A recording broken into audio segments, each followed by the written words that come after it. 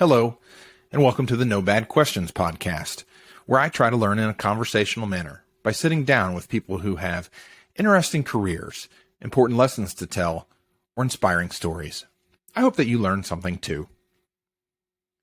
If you want to support the podcast, please follow or subscribe on your platform of choice. You can also like or comment to boost the algorithms or share out to your network to make sure it gets more views. But ultimately, and what I hope you choose to do, is listen to the very end. With that, we'll start today's podcast.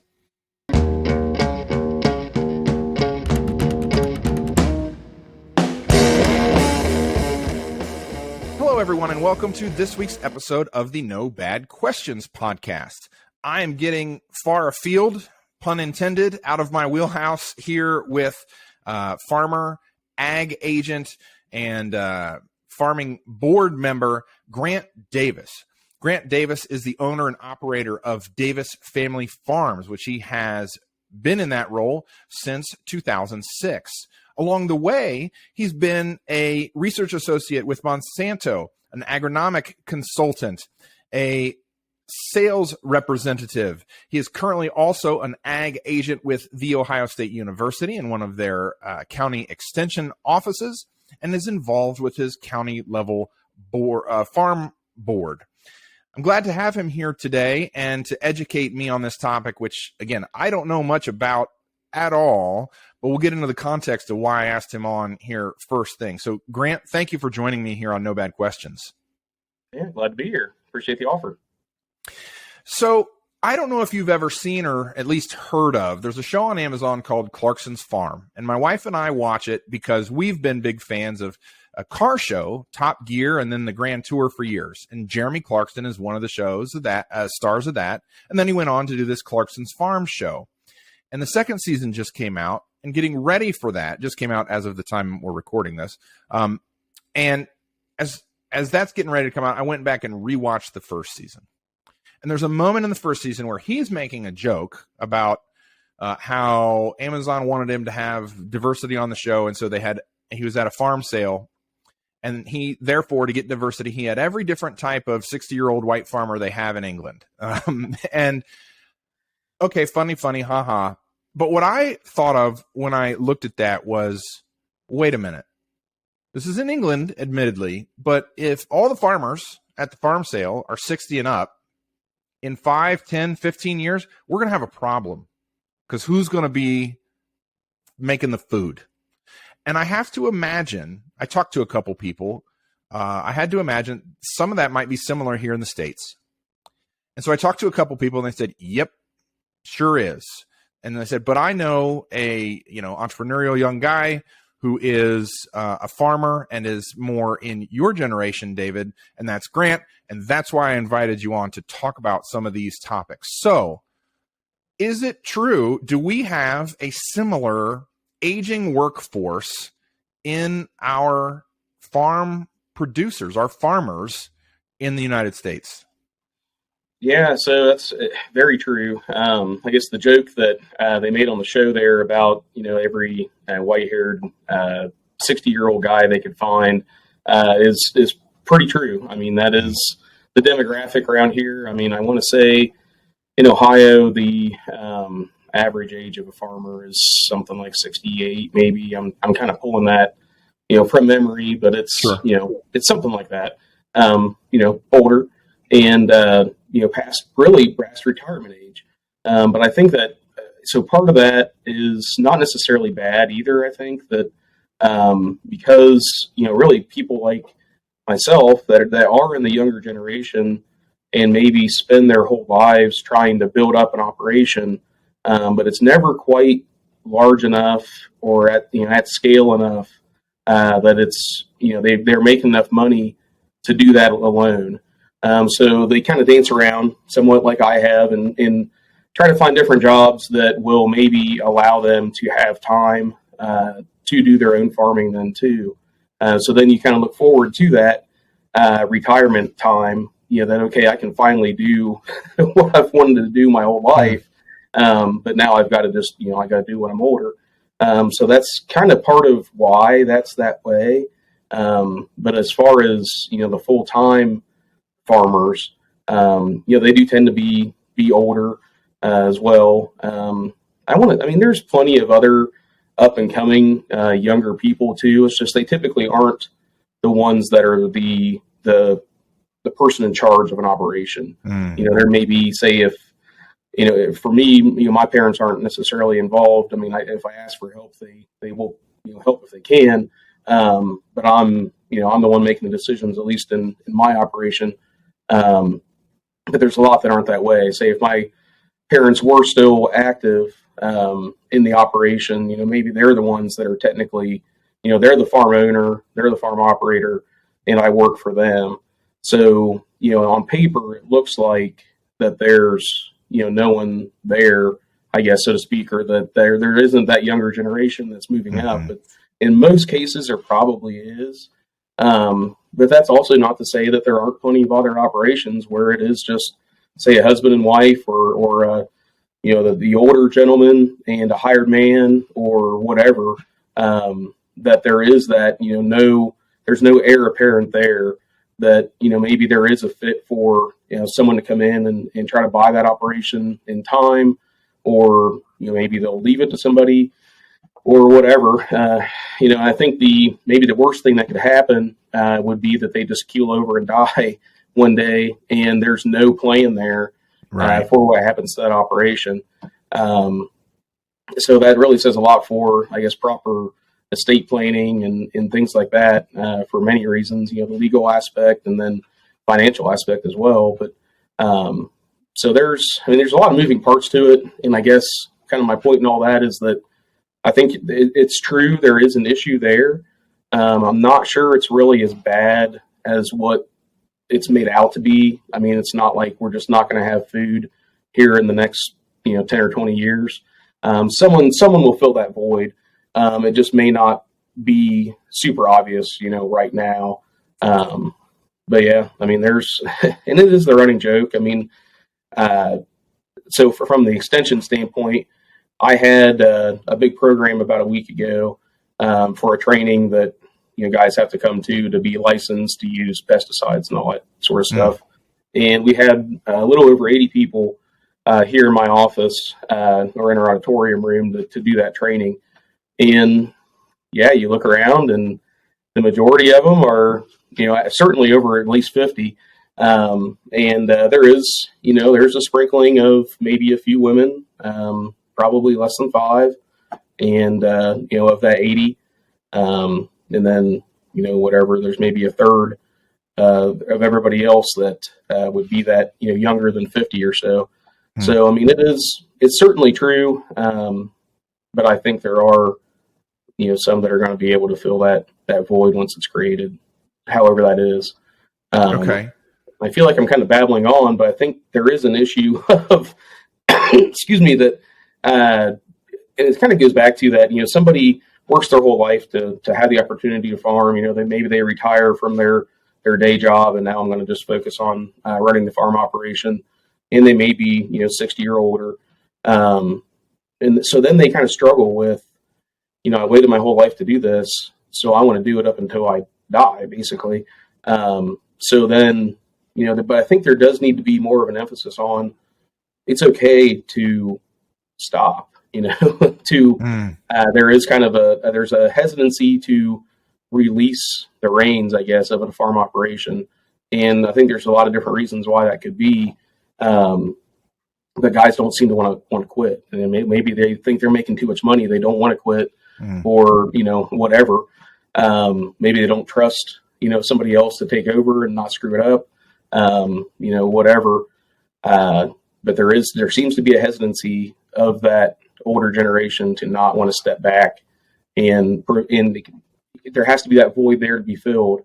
So if they don't quit, if they don't retire, if they don't decide to be done, then there's no way for somebody else to move up and have that opportunity. So, I mean, there's only so much ground, and it's all, at this point in human society, I guess, if it's suitable to be farmed, it's being farmed. Right. So that's what, you kind of got to wait on somebody to decide to be done to have an opportunity with it. So. No, that all makes sense, and there's a lot in there, and there's a couple things in there I didn't anticipate to come up, and I came into today's conversation trying to be more organic than some of my other episodes, just because it is so far out of my expertise. And so one of the things I want to ask about is, you mentioned about like the essentially sort of the estate planning, or the farmers passing the baton, if you will. Is that something? Are there formal programs out there that teach? Because big, huge corporations don't necessarily do a good job of succession planning and handing the reins to the next generation or to the next up and coming leader or whatever. So who's to say a family owned farmer should be an expert at that? So are there programs that, Ohio State or their equivalent in other states, are that actually help farmers to do that?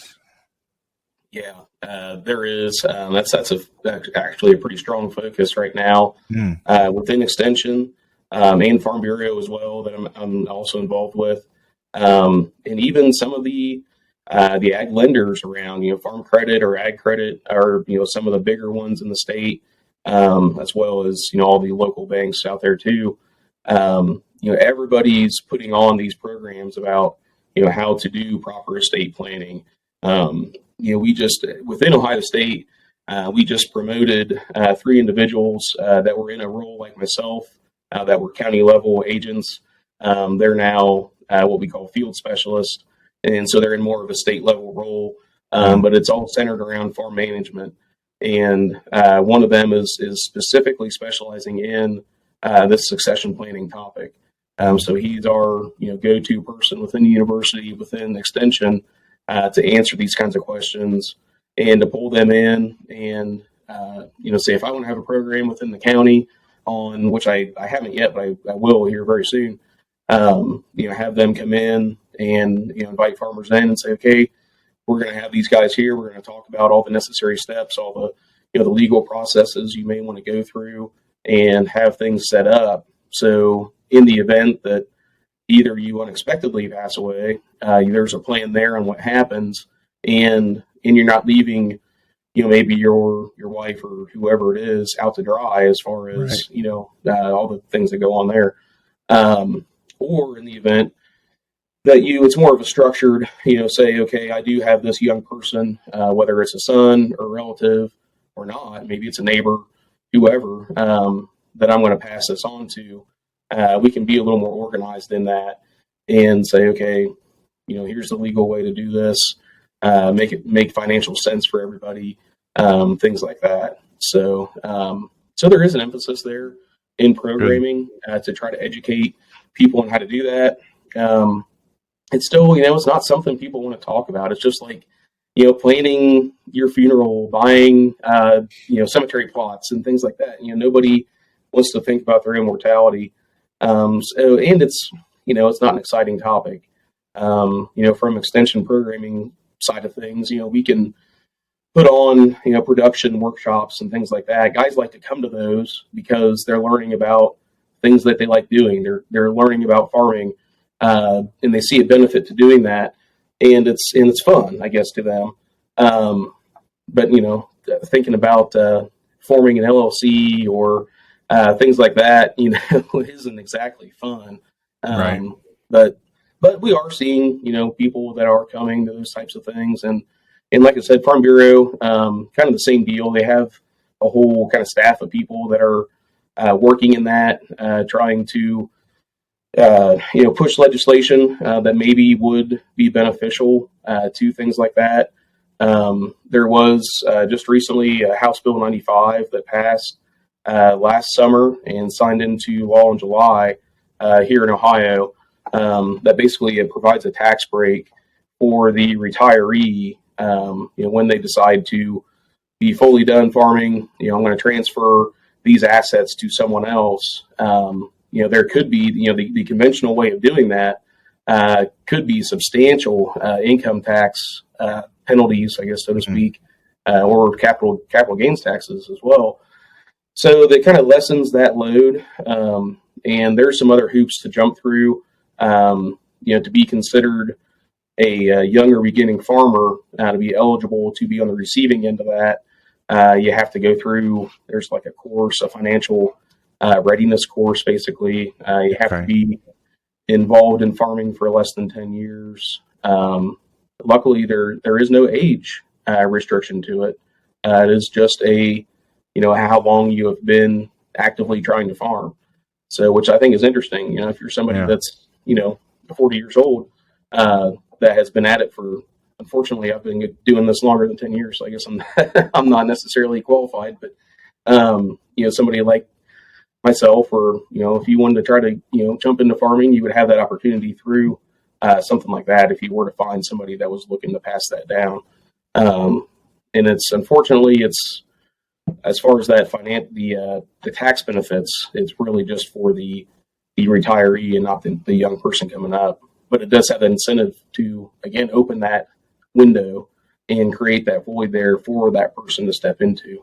So, well, and to me, it speaks to the fact that it's obviously on the mind of legislators about trying to solve for this. And so while that particular bill is both specific to Ohio and creating the benefit more strongly for the seller, it may be that other states or the future in our state in Ohio or other governments, for people who listen in other countries, because I do get a couple folks who listen overseas, and thank you for listening.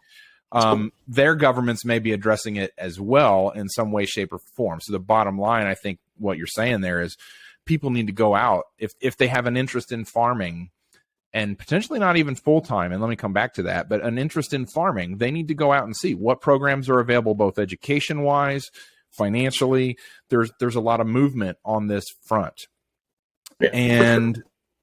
So let me talk about the full-timeness of this. So you obviously have had your farm for 16, 17 years now, going on 17, and you've also held down other work. And you mentioned earlier that you or perhaps others or both are trying to get to a point where you can just do farming, which you have to do all these other things. So is farming a profession that I guess I'm surprised that it can really be done part-time, but so can it really be done part-time, or is it that you're working 2 full-time jobs? And B, is it fine if somebody wanted to do it full-time and just that, is that financially sustainable? It's definitely more difficult. So I guess to back up, I mean, there are a ton. I don't have data to back this up, but I would venture to guess that there's probably more part-time farmers than there are full-time. There are a ton of guys that farm, and it may only be whatever, wherever they live. They bought a 50-acre farm with a house and barns, and they bought as economical of a set of equipment as they could. They wanted to farm that 50 acres just for something to do, and hopefully they make some money along the way as well. On up to, I guess using myself as an example, because that's what I know. I started right out of school. I bought 4 beef cows, and I rented 8 acres of hay to provide feed for the cows, and got started selling freezer beef.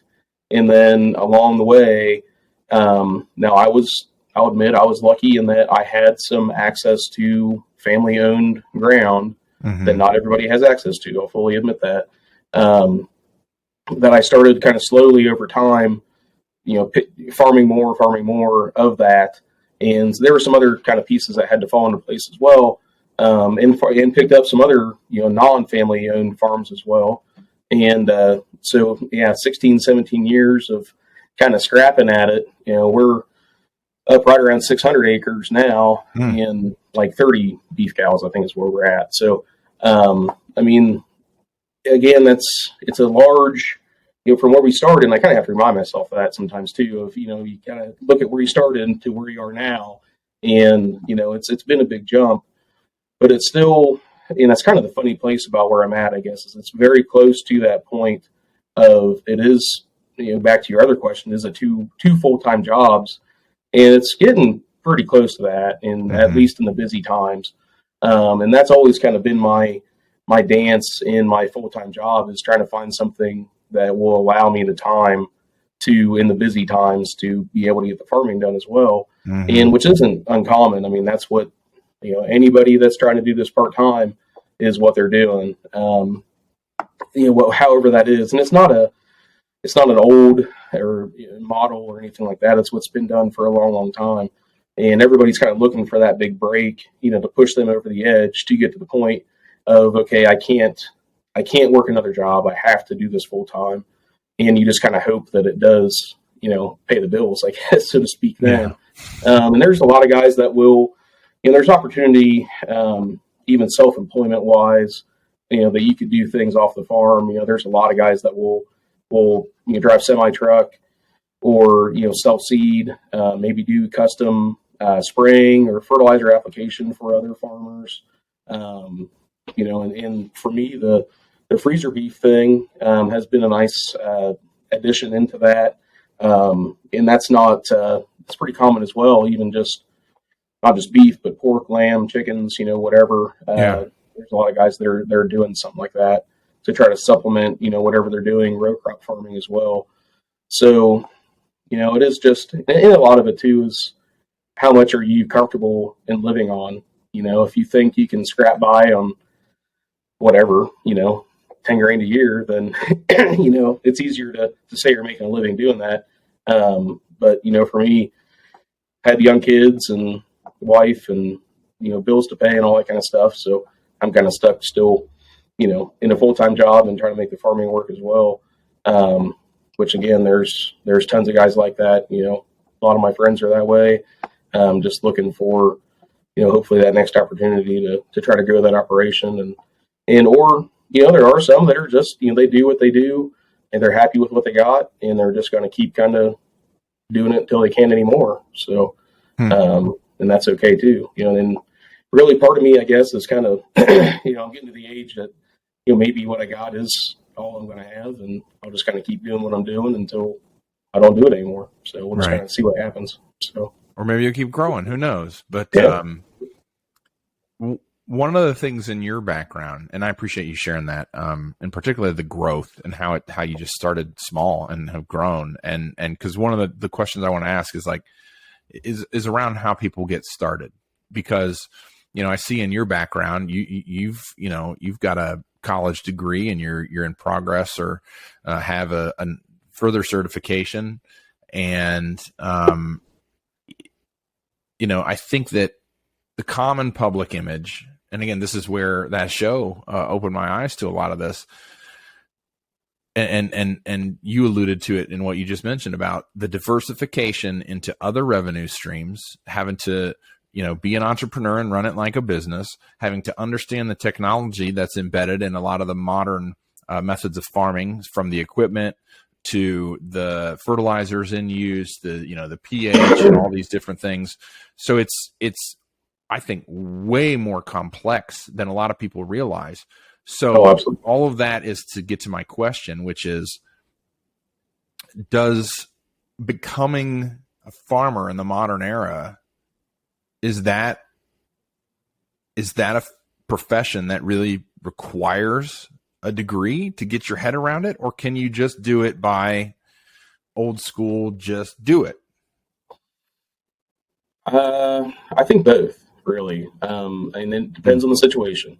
That there's plenty of farmers that, like I said before, there may be the younger generation working their way up. And I think that has a lot to do with how that parent may structure the beginning of that transition process. And I've heard from, friends that have had that opportunity, that their parents are running a full-time farming operation.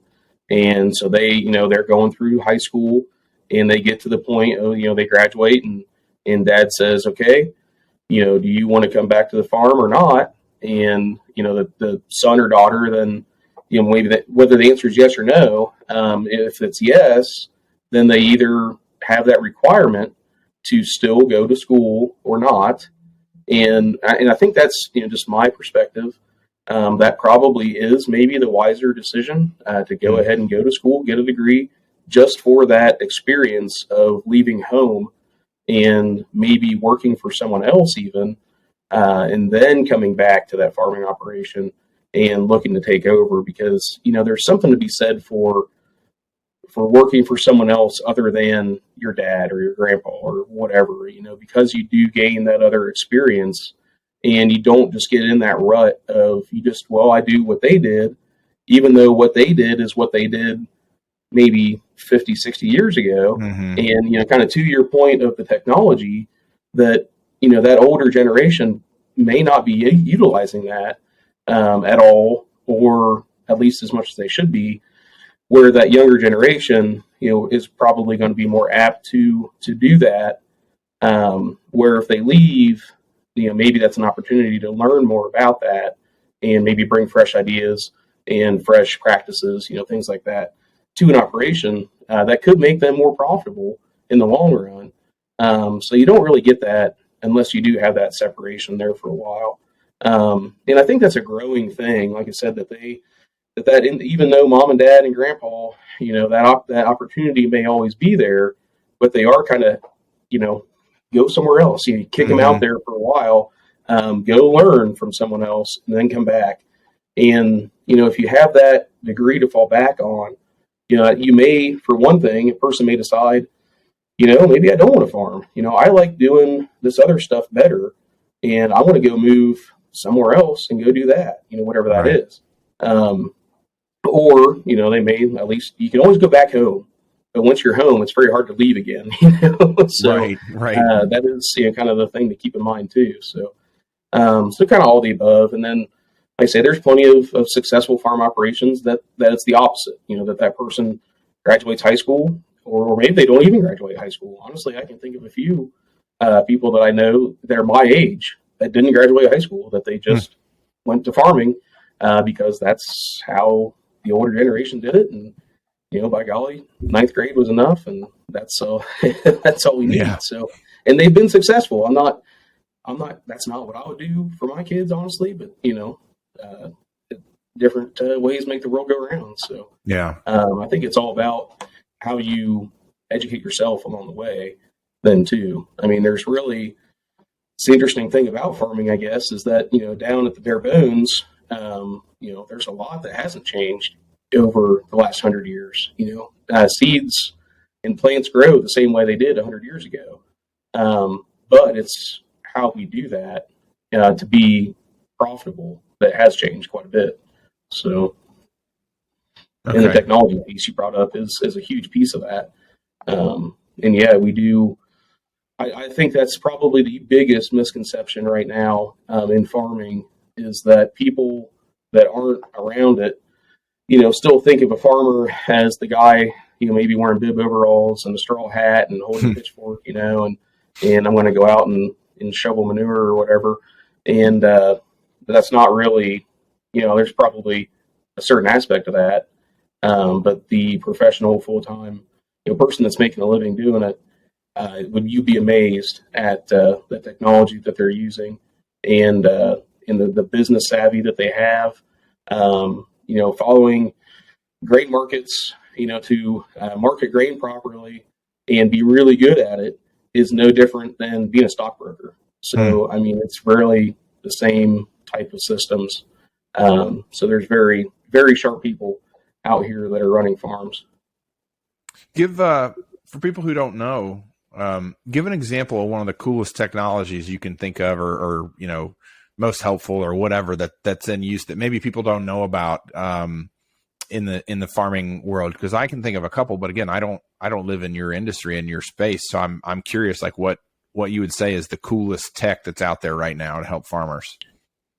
Autonomy, just driverless equipment, which is probably also maybe the scariest, I guess, in a way, because you see if you're driving down the road, and honestly, I've heard of places where that type of equipment's being tested, and people going down the road see that equipment moving in the field that has no person on it or in it, and they call the sheriff. Look, there's this tractor, it's a runaway tractor in the field. when in actuality, it's very much in control. People are there, they maybe didn't see them, but it's being monitored, and things like that. So there's a number of companies out there. So I don't know if you want me to say them or not, but that's that they, so Sabanto is one that I follow them on social media, quite honestly. And I've heard some presentations by their owners. They're probably one of the bigger leaders right now. That's not a John Deere or Case IH or whatever, that's developing some of that technology, and it's pretty cool. And they're focusing more on what they call a swarm aspect of farming, or a swarm set of equipment. So they're looking at like smaller tractors, almost like one step above a garden tractor, basically. That they're doing, planting maybe 4 rows at a time, but they're going to put whatever, 4, 5, 6 of these out there all at once, and they're going to be moving 24/7 without anybody operating them, and just to get that work done, versus, right now maybe one farmer, one man operating a 60-foot wide 24-row planter, just a huge piece of equipment, a huge tractor pulling it, where these, many smaller pieces would get the same amount or more work done, in the same amount of time, and save on all that manpower and things like that too. So that's probably the coolest thing. And I mean, drones, everybody likes to talk about drones. Drones are cool. Drones are doing a lot of cool things. But I think that autonomy piece, to me at least, is kind of edges it out as the cool aspect. So I definitely think that's pretty cool. And I think that ties back to perhaps some of what we talked about with farming being part-time. I mean, it's obviously even less part-time if you can just sort of tell the swarm of tractors to go plow field number 7, or whatever. Obviously you don't have to do it then, and you don't have to be on the tractor yourself or on the combine or on the whatever. So that definitely sounds pretty cool to me. And I'm wondering though, then that leads me to something I definitely came into the conversation today, wanted to ask about. Just your thoughts on farming. To me, is a capital intensive industry, right? You got big equipment, you got big land, you got big barns, you got big whatever. How do you think tech is, or maybe it won't, but how will the tech and the fact that these things then have to have, the drones have to have some sort of AI, and then that has to have a control unit and then whatever. Do you think that this is going to help with the fact that farming is capital intensive, or do you think it's going to make it worse in terms of being capital intensive? It's an interesting question. I don't know. I think we're a ways away from that autonomy piece, we'll say, being mainstream. Okay. But I don't think it's as far as what many would think either. I mean, I think it's probably, certainly in our lifetimes, that will probably be the norm. I don't know. I mean, I don't know. That's an interesting question, because obviously right now we're on the bleeding edge, so to speak, of that. Right. And so it's very expensive. Right. But, right. And I will say, I think those, just recently I saw that, that Sabanto, that company I mentioned, is actually to the point where they are marketing and selling that technology. Cool. But it's, again, very expensive. So, right. Is it more cost effective than to go the conventional route and just buy, tractor and planter and tillage equipment and whatever other equipment you might need? Yeah, I don't know. I mean, you'd have to be pretty invested in it, to make it work for you, to really jump on that, at least at this point. I think probably in the next 20 years, like, again, we're going to see, I don't know if it would be at least get working towards being mainstream, and at least more people utilizing it for sure.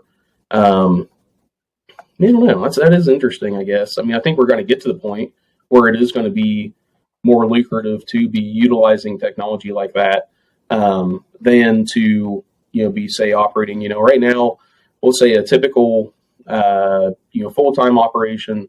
Somebody that's making their living, grain farming, is probably 2,000 acres or more, that they're covering. But to do that, they may need multiple combines, multiple grain carts, multiple semis, multiples of all the equipment that's necessary, which becomes very expensive. But you also need operators, so you have to have people that you trust that can use all that equipment effectively.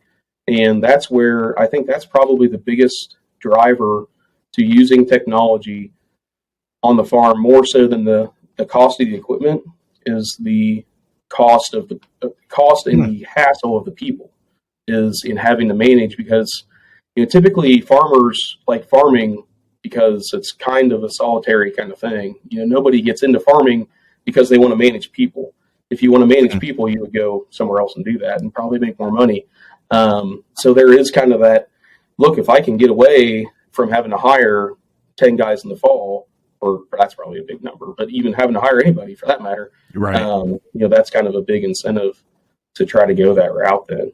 So, well, that brings up an interesting question because, okay, if we put our really long-term thinking caps on, right, and say, okay, here come autonomous tractors and other equipment, and that reduces the need to hire people, and then that all sort of becomes entrenched over a couple decades or whatever, and then nobody's hiring no farmers are hiring anybody or hiring much fewer numbers of staff, then does the succession planning problem get worse, right? Like, so that it's interesting to sort of extrapolate out and think about where these technologies will go. I always like to think about that when it comes to some of these things. So, but okay, I appreciate your perspective on that. Maybe kind of too early to tell whether it's really going to save money long term or increase profitability or something like that. So that's fair enough. Definitely, that's the direction it's going. But I mean, we'll see where it goes. I guess it'll be kind of fun to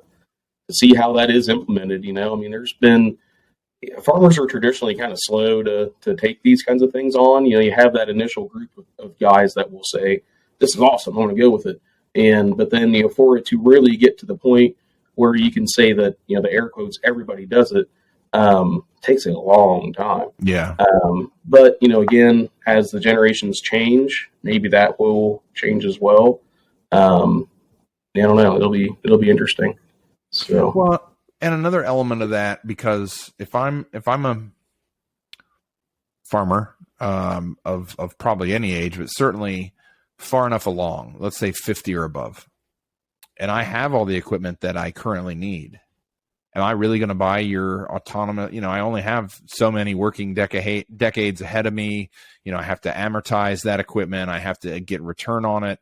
So one of the interesting things might be if they can get the autonomous tractors working well enough, sort of freestanding tractors is what I'm going to call them, the ability to develop some sort of retrofit capability to retrofit that self-driving and that autonomy into an existing piece of equipment. That might be what really sort of creates a tipping point for adoption. So interesting. And I guess I should clarify that's actually what that Savannah company is doing. They're making really? Okay. You go on existing tractors. Yep. So they have I don't remember what model it is, but it's a model of Kubota tractor that they have actually made that kit to fit. And I think are working on a couple other brands as well currently. So I think the time will come, at least from them, that you could buy that kit and put it on an existing tractor and go with it. So, and then, like I say, the John Deeres and the Case IHs of the world, they're doing the same type of thing, but with their, proprietary. And that is more of this model is going to be self-driving and this one's not going to be, so there is kind of that mix already going on of the add-on kits and the OEM, I guess we would say. Mm-hmm. So, okay. Yeah.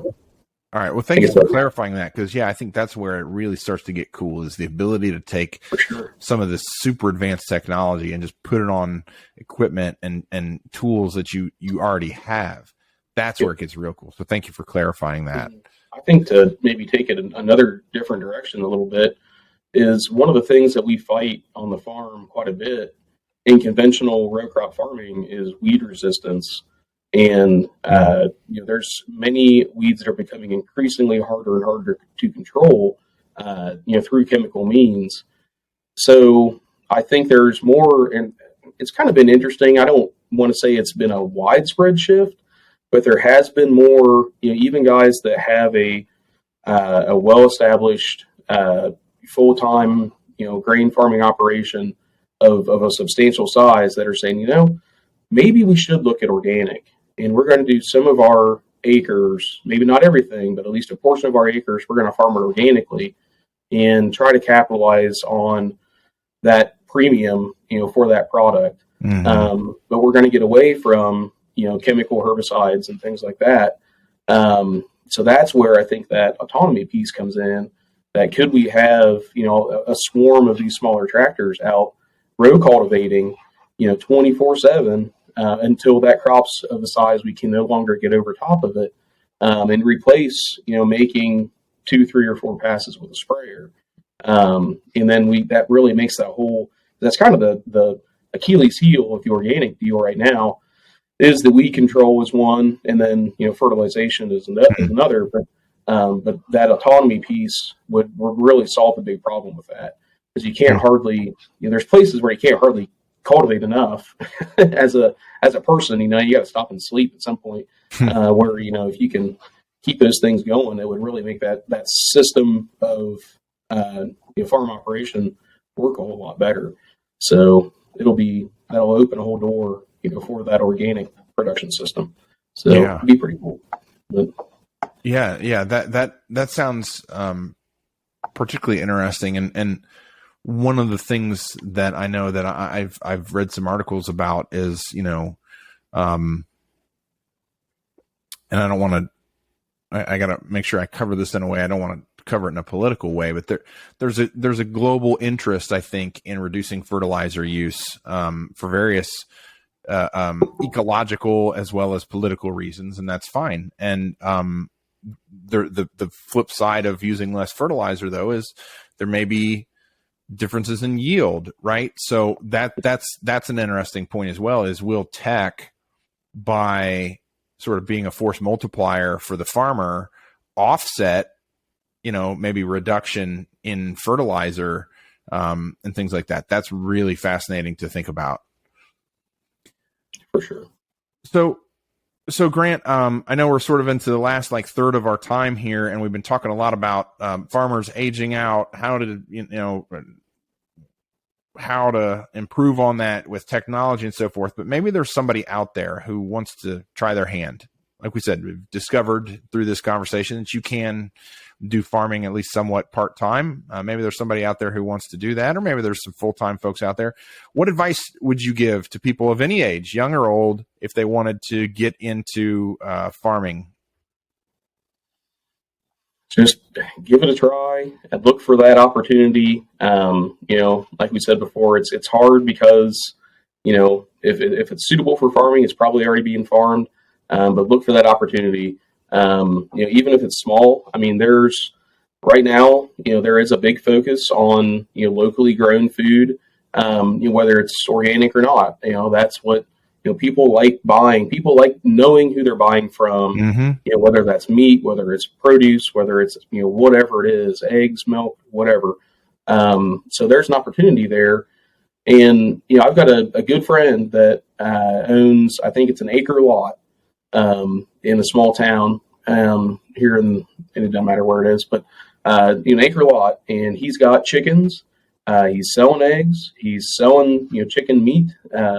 Having it custom processed, and I think is doing pretty well at that. On a small piece of land as well. I guess I'm not sure if he's got some produce or not. I think he did have some at one point in time. But if you're whatever you pick, there's certainly with a small amount of ground. There's plenty of crops that you can make a nice profit with that you don't need a lot of land mass. I think, berries are another one that I think is underutilized. Like raspberries, blackberries, there's a huge demand for those in the summer, in that when they're in season, you can make some good money with them. But, it's maybe not as cool. You don't get to drive a big tractor and things like that. So I guess if that's, if the equipment aspect is something that's important to you, then, you're kind of stuck looking for somebody you can partner with, looking for somebody you can maybe work part-time for, and then maybe they'll, let you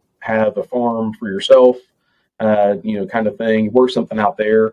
I guess that's kind of something we didn't really talk about earlier, but that is another kind of entry point, is I want to work for somebody else that's already, do a full-time operation. And maybe instead of them paying me, a conventional paycheck, I'm going to get this, they're going to give me this farm and not give you ownership of it, but let you farm it. And whatever the proceeds, whatever the profit of that farm is, that's yours. That's your payment. We'll let you use the equipment, things like that. So that's kind of more of a maybe non-conventional way of working into an operation like that. And I know of several, I guess, that have kind of gone that route. Typically, again, hiring somebody either right out of high school or right out of college and kind of giving them that entry level position and kind of working up from there. And maybe you can over time save up enough that you can kind of branch out, and maybe that would turn into, once you have enough of a nest egg there, so to speak, you could actually purchase that land, from that operator, right, and kind of branch out on your own too. So, you got to just look for those opportunities, I guess, and it's easier said than done, because I hear that all the time. People ask, basically that same question. It's like, oh, you just got to look for the opportunity. Well, okay, the opportunities are kind of few and far between, but they're also out there too. So, I mean, if you have the means to get started, even with a few acres, kind of just grow from there. So find that niche and go with it. So. Well, let's wrap with that on the opportunities being few and far between. You mentioned earlier that you got started and it was some land that either your family knew about or maybe your family owned, and you rented it for your four cows. And then you've mentioned a couple times throughout the conversation about making a connection with a farmer to do some work, or making this connection or that connection. But if somebody didn't come up in farming, they may not have a lot of these connections or knowledge. Where can people go? And maybe this is specific to Ohio, and so forgive me for that, and just in terms of your knowledge base, listeners, but I'm sure there's an equivalent in your state. But where can people go, Grant, to try to help make some of these connections or find these opportunities? Where should they get involved? All those types of things. What can they do? Yeah, I think so. I'm involved with Farm Bureau. I kind of mentioned that earlier. I think that's a key place that you could make those connections. And it's one thing about Farm Bureau, at least has been my experience, is that they're very, open and welcoming, and, they want members, they want people to be involved. They're always looking, particularly younger people. So there's an easy entry there. And I don't want to say that every farmer is a Farm Bureau member, but, a lot of them are. So there is kind of a way to maybe get to know people there, and even, certainly within your county, and then statewide as well. There's awesome opportunities through that organization to network on various levels and go on different. A lot of the things that Farm Bureau does is more lobbying, on the state and federal level. So there's opportunities to go to Columbus, go to the State House, meet your legislators, go to DC, meet your legislators there, and all in that process. It's not you're going by yourself, you're going with a whole busload or, plane load of people that are like-minded. And, as long as you may have to be a little bit outgoing and, kind of strike up that conversation, but there's certainly networking aspects there within, Farm Bureau to try to make those connections. So that's kind of my commercial, I guess, for Farm Bureau. Even outside of that, just go the old coffee shop route, wherever farmers gather, go there and try to just strike up a conversation. And usually, if you tell a guy, like if you're somebody that wants to get that foot in the door and say, hey, would you consider hiring me? I'll work for you, part-time. Whenever you need help, let me know. And, a lot of guys will probably take you up on that. And, like I said, you can maybe kind of work in there and say, okay, I'm just going to get started. I'm going to operate this tractor, whatever the operation is. Maybe you're going to help them plant, you're going to help them harvest, whatever. I'm just going to operate this machine maybe for a couple seasons. And then maybe that will, turn into additional responsibility down the road. Maybe that would turn into down the road, okay, I'm going to turn management of, a farm over to you, whatever. You just kind of have to have to foster that relationship. But I think that, that initial foot in the door can easily begin with just, hey, if you need help, I'll come help you. Or, even if it's just a few hours and maybe you don't even get paid for it. I don't know. It's just kind of get that face time and get to know them, get to work with them, get to know the operation, and just get experience as well.